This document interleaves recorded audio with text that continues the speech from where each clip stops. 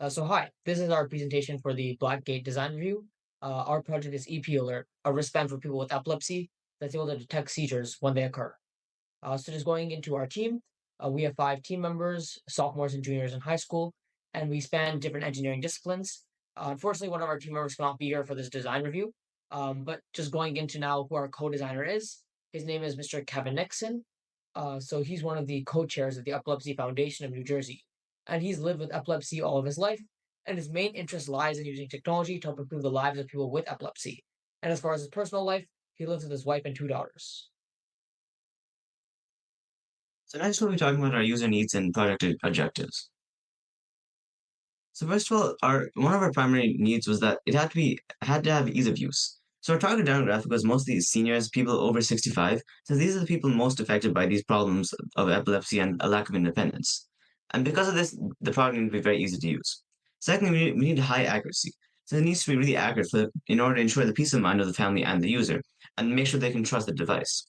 And finally, it has to be affordable, since is another product, a smart monitor that exists, but it's really expensive, and it's about $15 to $50 per month. And by using cheaper parts and building off the pre-existing products, we have managed to reduce this cost by a lot. So our product objective is to assist those with epilepsy by tracking their seizures and notifying family members if a seizure is occurring, which will give them greater autonomy and independence. Let's talk about the various ways we iterated towards our solution. So our first iteration used what is it? An OSI sensor and an ECG sensor and a screen to directly detect and identify the seizures. We didn't build upon any pre-existing components or tools. So it was very messy, it was time consuming, a lot of soldering would be required. So instead we improved on that. And for our second solution, we found instead the Pine Time watch. And this is a very customizable watch, has a large ultra community, and has a built-in accelerometer and heart rate sensor. It's also very, very cheap, only around $27. And we felt that the heart rate sensor and the accelerometer would be enough to provide an accurate seizure traction. And we incorporated the accelerometer data and wrote an algorithm to detect sudden changes in hand position. And we added a SparkFun pulse ox sensor to improve our accuracy, since we felt that the heart rate sensor was not accurate enough. And we incorporated support for watches, so Fitbits, so that the user would not have to buy Pine Time. And we used CAD modeling to make our design more compact. So next up, we'll be talking about our final design, which incorporated a lot of the components of our initial design. So we intended to make our product more compact, as before this you saw that it was quite bulky with a lot of dangling wires, and we wanted to make sure everything was present in one being. So we wanted to make a compact, breathable glove containing all of our components, and we want to give a shout out to our mentors at AFFOA who were able to give us guidance on how to make this possible.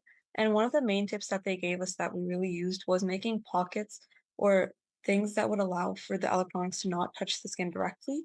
And this was one thing that you can see in this image on the bottom, where you see this blue pocket where our Arduino will be contained.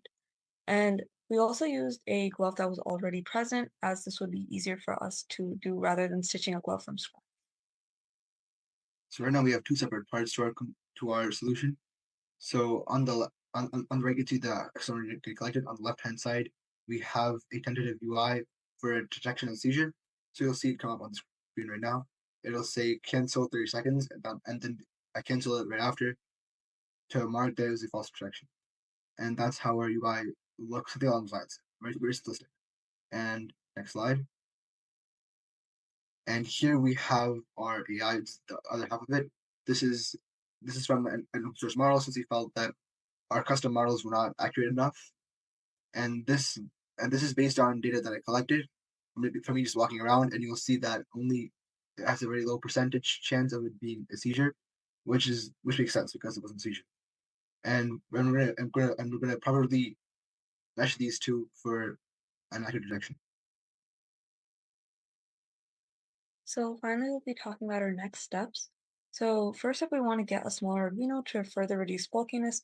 We want to extend support to not just Fitbits, but other watches as well. And we want to further integrate our product and make more testing so that we can get better accuracy.